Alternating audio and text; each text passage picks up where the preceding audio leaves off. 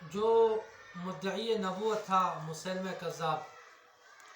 اس بدبخت کو حضرت وحشی رضی اللہ تعالیٰ عنہ نے خود قتل کیا اور اس کو واصل جہنم کیا۔ تو حضرت وحشی رضی اللہ تعالیٰ عنہ یہ وہ تھے جنہوں نے زمانہ جاہلیت میں حالت کفر میں حضور علیہ السلام کے چچا امیر حمزہ رضی اللہ تعالیٰ عنہ کو شہید کیا تھا۔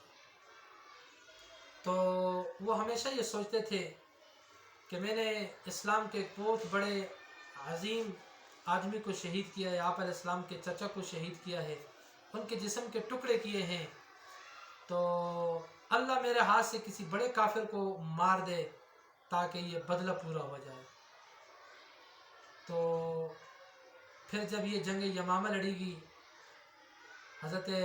ابو بکر صدیق رضی اللہ تعالیٰ عنہ کے دور خلافت میں، تو اس جنگ میں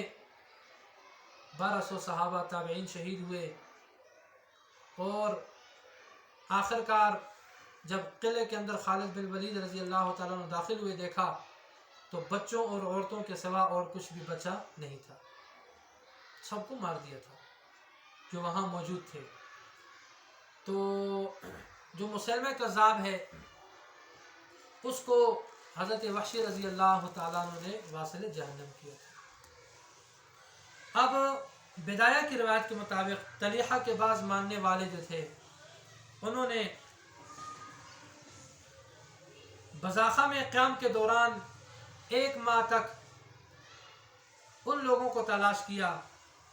تاکہ ان سے مسلمانوں کا بدلہ لیا جائے، اس لیے کہ انہوں نے مسلمانوں کو بڑی تکلیفیں پہنچائی تھی۔ تو انہوں نے جب ان کا پیچھا کیا، جب وہ ملے تو البدایہ کے روایت کے مطابق جو طلیحی مرتدین تھے خالد بن ولید رضی اللہ تعالی عنہ نے ان میں سے بعضوں کو پتھروں سے کچل دیا تھا، بعضوں کو آگ میں جلا دیا تھا،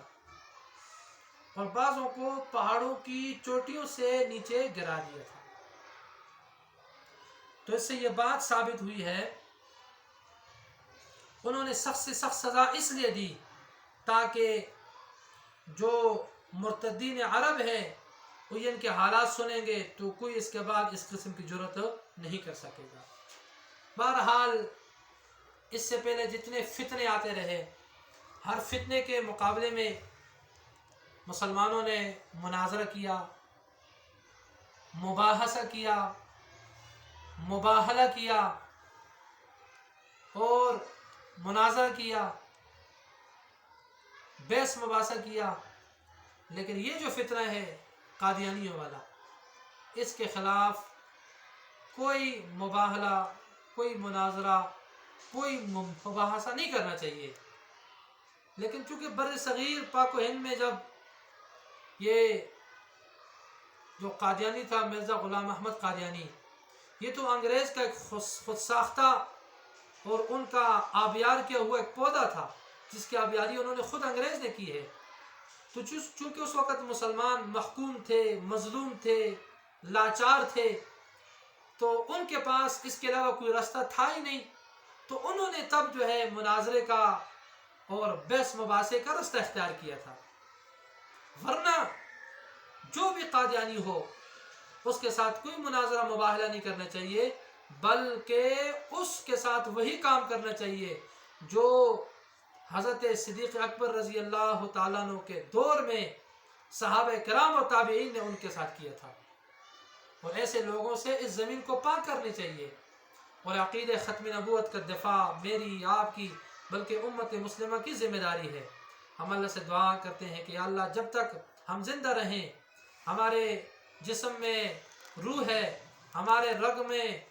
میں ایک بھی خون کا قطرہ ہے، تو ہم انشاءاللہ عقید ختم نبوت کے تحفظ اور دفاع کے لیے انشاءاللہ تعالی اپنی خدمات جو ہے سر انجام دیتے رہیں گے۔ اللہ پاک ہم سب کو عقید ختم نبوت کے لیے اور جتنے بھی ہماری تحریکیں ہیں ان کے لیے اللہ پاک ہمیں قبول اور منظور فرمائے۔ وآخر دعوانا الحمدللہ رب العالمین۔